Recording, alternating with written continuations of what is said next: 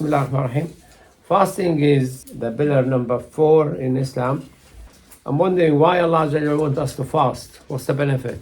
Why He wants us to be hungry and thirsty? Yes, to get a lot of deeds. How many deeds you get? When you fast, you start fasting from dawn to sunset. In the summer it could be 19 hours. In the winter at least 8-9 hours. And if you fast every day, like if you are praying from dawn till sunset, 10 hours, 12 hours, 15 hours. And if you fast the whole of Ramadan every year, it will be like 30 days of Ramadan. If you fast 6 days in Shawwal, following that, you will be, the Prophet ﷺ said, if you fast Ramadan and follow it by 6 days of Shawwal, you will be like somebody who fasted the whole life, his whole life. Because the 30 days plus 6 days of Shawwal, 36 days, time 10, everyone did time by 10, so it would be like fasted the 360 days. The lunar year is the 355 days, so it would be like fasted all the year. And if you fast every year, it would be like fasting the whole of your life. So you'll be rewarded for worshipping Allah Azza wa Jal all your life. All your life. What other things you can worship Allah Azza wa Jal all your life by doing that worship? It's actually one day or one night. What is it? Naam, Sarah. Laylatul Qadr, very good. Laylatul Qadr. Allah Azza wa Jal said, Laylatul Qadri khayrun min alfi shahr. Better than 1,000 months. One night.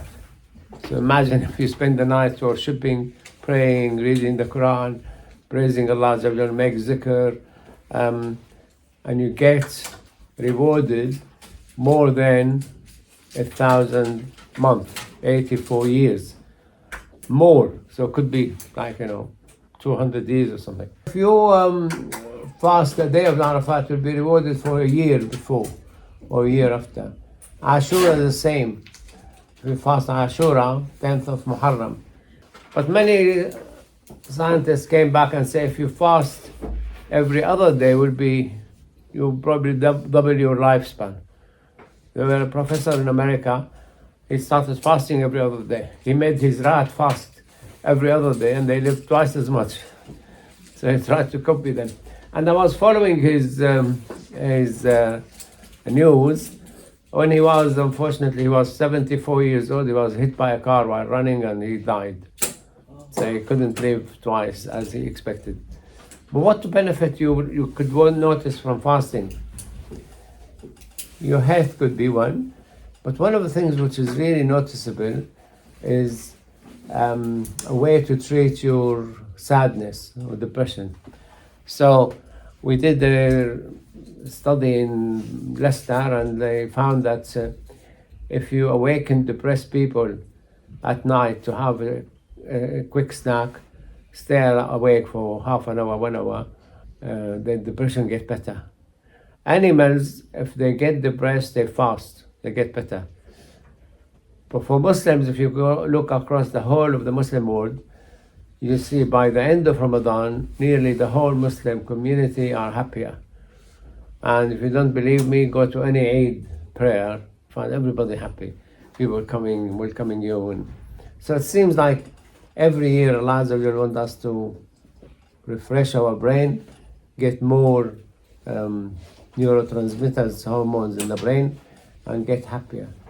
So that fasting could help you also control your behavior. If you make a sin in Ramadan, it means you or shaitan or what? You. Why? Because shaitan is locked up. Yeah, very good. Oh, good. Dawood, you're becoming better every week, mashallah. So shaitan are chained in Ramadan. Allah chained all shaitan wouldn't come near the believers, the fasting people. So whoever commits a sin it's made by you. How would you know that the sin you committed it was inspired by shaitan or inspired by you? How would you know? No, you don't see shaitan. Allah Azza wa Jalla said, إِنَّهُ يَرَاكُمْ وَقَبِيلَهُ مِنْ حَيْثُ لَا تَرَوْنَهُمْ. Shaitan and his followers will see you while you will never see them. You will never see Shaitan. So how would you know it's Shaitanic idea or your idea? Our teachers tell us that if it is Shaitan, he will try you with one, didn't work, he will try another sin. It didn't work, try a third one.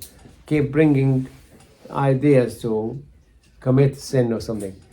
Until one click, oh, you like watching this, so Shaitan will carry on.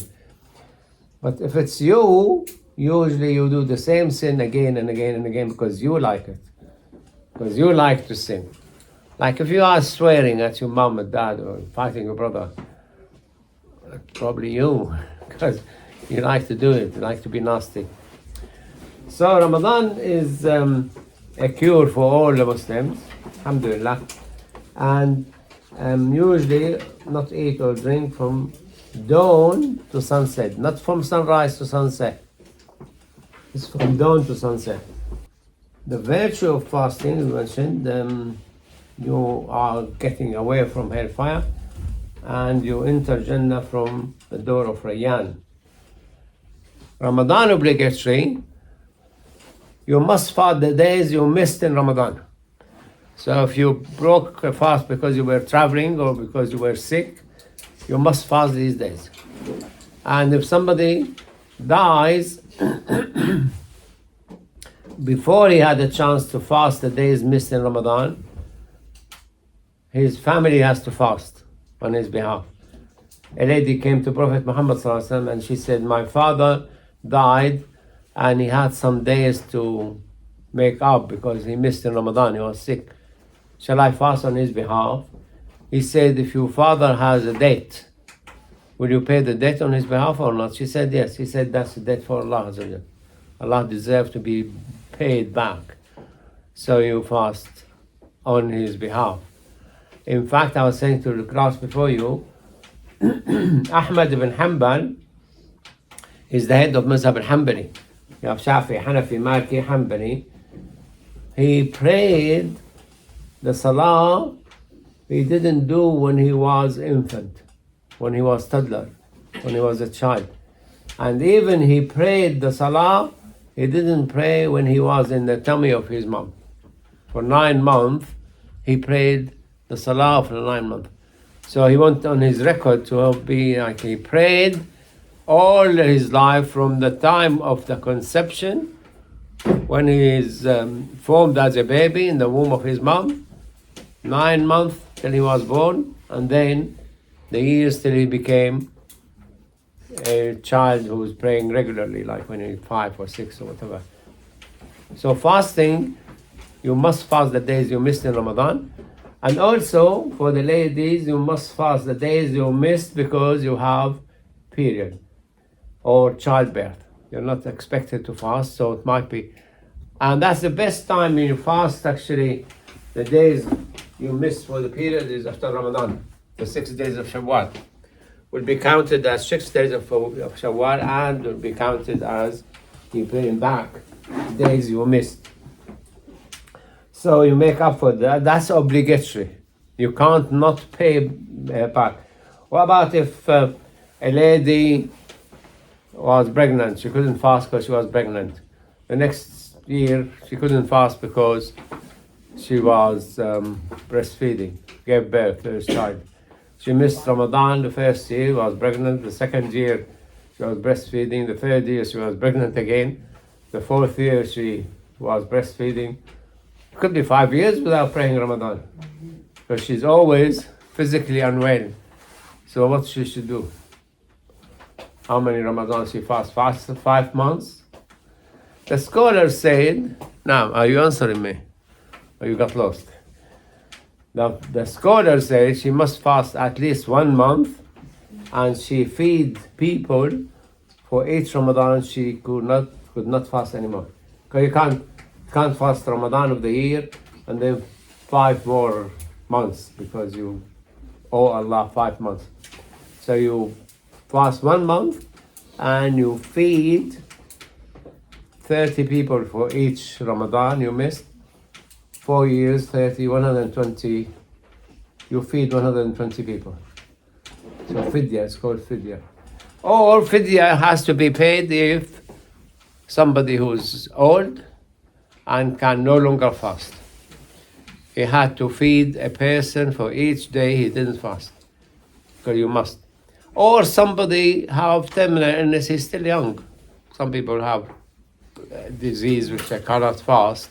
But be careful, you cannot break the fast because you have flu or you had some tummy ache, unless you check with a Muslim doctor who say it's dangerous for you to fast. Because when you are on medicine, sometimes you could take your medicine before you start the fasting at suhoor, or you take your medicine after you break the fast, or both. There's some medicine has to be taken like every 6 hours, then you will have to break the fast and fast days instead. If you are sick, you need to check with a Muslim doctor or a doctor who knows about fasting. So he will say, yes, you can juggle your tablets or drugs, or you shouldn't fast. Because some people must have like medication every 4 hours or 6 hours, so they can't fast. But if you break the fast, you have to fast days instead. If somebody will never recover, you have an illness which always needs medicine all the time, then you will have to feed a person for every day he break the fast. Ramadan is obligatory from the Quran and Sunnah and the consensus of the scholars. Obviously, you have to be adult, sane, healthy, and not traveling. One of the problems Muslims have, I was phoned by a head teacher in one of the schools in Monk's Path, and she said she had little children who were made to fast by their families, and they were like becoming very dehydrated. They need to drink and unable to concentrate in the class and go to sleep. So you don't force a child to fast unless he's physically strong enough to fast, especially in the summer. I mean, that was when she phoned me around many years ago now.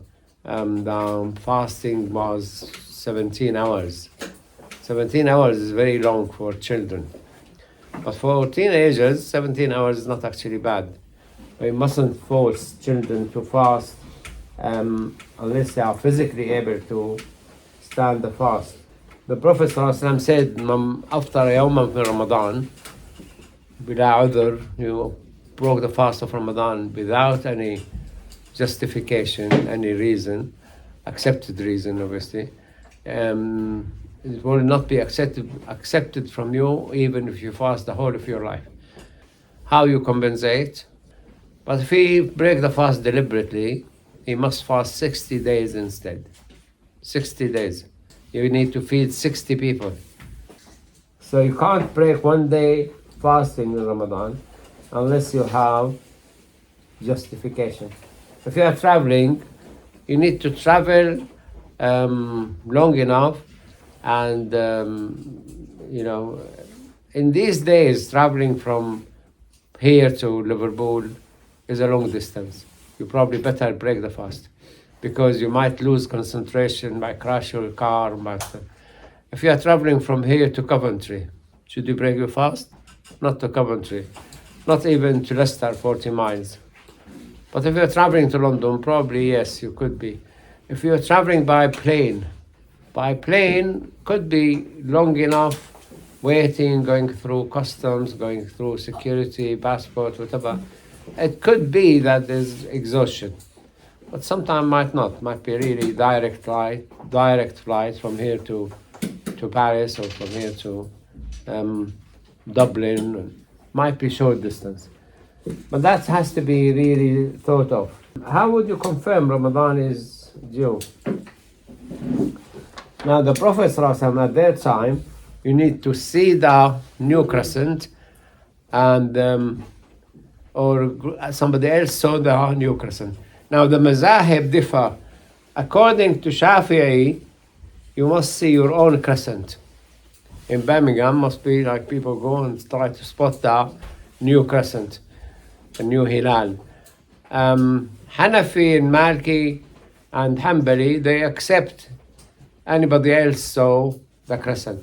So if they saw the crescent in New York, will you fast tomorrow? Yes, if you're following Hanafi or Maliki or Hanbali, you accept their sighting and you fast. The number of people who see the crescent could be one, as little as one, and accept it. Obviously, you have to be sound mind and sane and Muslim and never lie and things. Should be trustworthy. You keep fasting until you see the next crescent, and if you don't see the crescent, you fast Ramadan 30 days. But now, if you have technology which will tell you exactly when the moon is going to be born, the Muslims in America, in the Islamic Society of North America, ISNA, they started a system. If the moon born in before 12 Greenwich Mean Time, tomorrow is Ramadan. If the moon is born after 12:00 Greenwich Mean Time, the day after tomorrow is Ramadan. So that they have been following this from 2004, and we have been copying them from 2004. Never failed. Only failed in 1 year, before we started following them. In 1997, the moon was born at 12:35.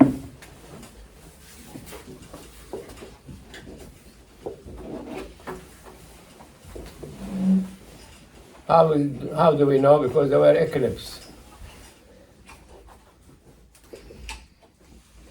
There was total eclipse. It was in Britain nearly dark. So all of us saw the moon born in 12:35.